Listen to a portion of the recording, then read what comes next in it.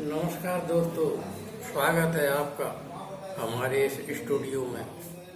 आज मैं आपको ले चलता हूँ इतिहास के उन पन्नों की ओर जहाँ पर मेवाड़ राज्य के में सिसोदिया राजपूत राजवंश के महान योद्धा राणा सांगा उर्फ संग्राम सिंह, जिन्हें संग्राम सिंह के नाम से भी जाना जाता था, वो मेवाड़ की गद्दी पर आसीन थे। वो उस समय के एक महान योद्धा थे। उनके बारे में मैं आपके लिए कुछ रोचक जानकारी दूंगा। इनके पिता राणा रायमल जी थे और इनके दो भाई और थे। ये तीन भाई थे। बड़े भाई का नाम पृथ्वीराज सिंह था और एक भाई और थे, उन्हें जगमाल के नाम से जाना जाता था। हमारे ये राणा सांगा उस समय छोटे बालक थे। तो एक समय क्या हुआ कि दरबार में ये तीनों भाई मौजूद थे और उस समय दरबार में एक ज्योतिषी आया था। ज्योतिष शास्त्र पर लोगों का अटूट विश्वास रहा है और शुरू से ही लोग इस पर विश्वास करते आ रहे हैं। जब राणा रायमल जी के दरबार में वो ज्योतिषी आया तो उसका स्वागत किया गया और उसे सम्मान के साथ बिठाया गया और राणा रायमल जी ने उस ज्योतिषी से पूछा कि मेरे बाद इस मेवाड़ राज्य की गद्दी पर कौन आसीन होगा। जब ज्योतिषी जी ने ये बात सुनी तो इनके तीनों पुत्र थे जो कि पास ही में बैठे हुए थे और वो ज्योतिषी जी ने उन पुत्रों की तरफ नजर डाली और उनके चेहरों को ध्यान से देखा और ज्योतिष का जो भी कुछ अंकाक्षर जो गणित था वो मिलान करके और उस ज्योतिषाचार्य ने ये बताया कि आपका छोटा लड़का जो है, जो कि राणा सांगा के नाम से मशहूर होगा, वही इस मेवाड़ राज्य की गद्दी का शासक बनेगा। जब इतनी बात उनके भाइयों ने सुनी, वो भाई बड़े थे और ये उम्र में तो छोटे ही थे, तो उस समय बालक बत्ती थे। तो बड़ा भाई जो था पृथ्वीराज सिंह, उसके मन में जरा कुछ क्षोभ पैदा हुआ और उसने क्रोध में आकर के ये फैसला लिया कि मैं तो बड़ा हूँ और मेरे होते हुए मेरा छोटा भाई इस मेवाड़ की गद्दी पर बैठे, इसे मैं कदापि सहन नहीं कर सकूंगा। और उसने तुरंत ही कटार निकाल करके और अपने भाई राणा सांगा की एक आंख में कटार को मार दिया, जिससे उनकी एक आंख चली गई। जब ही से राणा सांगा एक आंख से काणे हो गए। ये बात मैंने आपके लिए बतलाई है।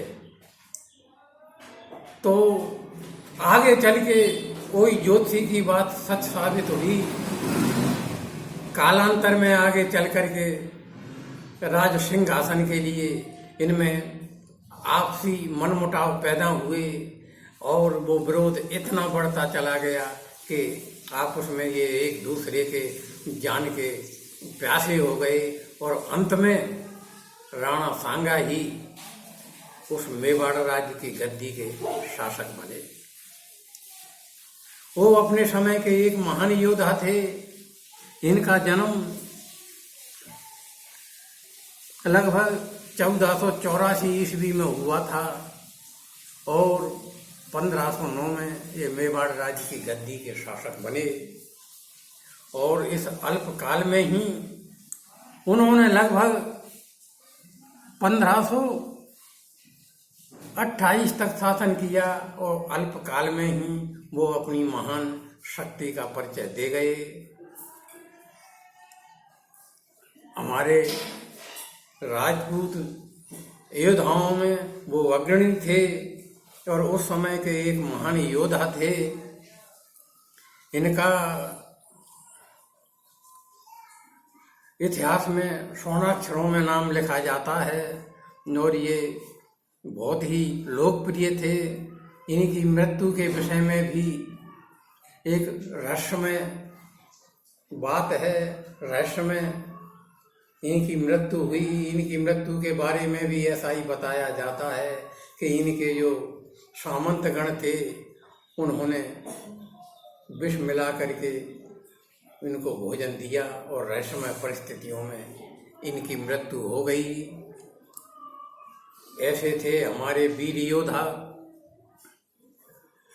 खानवा का युद्ध 1527 में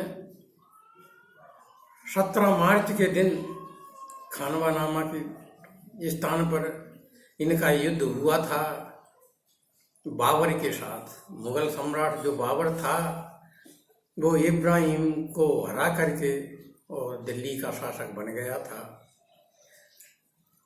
और उसके साथ इनका भयानक युद्ध हुआ। उसमें कुछ कमियों की वजह से ये उस युद्ध में असफल हो गए और अनेकानेक इनको घाव लग गए। इनके वीर योद्धा इनको रणभूमि से निकाल करके बाहर ले गए।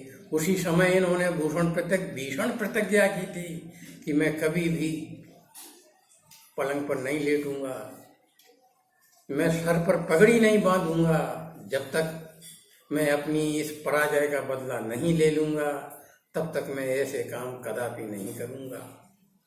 और वो भरसक प्रयत्न करते रहे, लेकिन इनके सामंतगण जो थे, इनके सेना नायक जो थे, उनको इनकी बात पची नहीं और आखिरकार उन्होंने षड्यंत्र रच करके और इनको भोजन में जहर मिला दिया। इस प्रकार हमारे इस वीर योद्धा का असमय में अंत हो गया। तो दोस्तों देखते रहिए हमारे इस चैनल को और आगे भी आपसे मुलाकात होती रहेगी इतिहास की कुछ रोचक घटनाओं के साथ। धन्यवाद।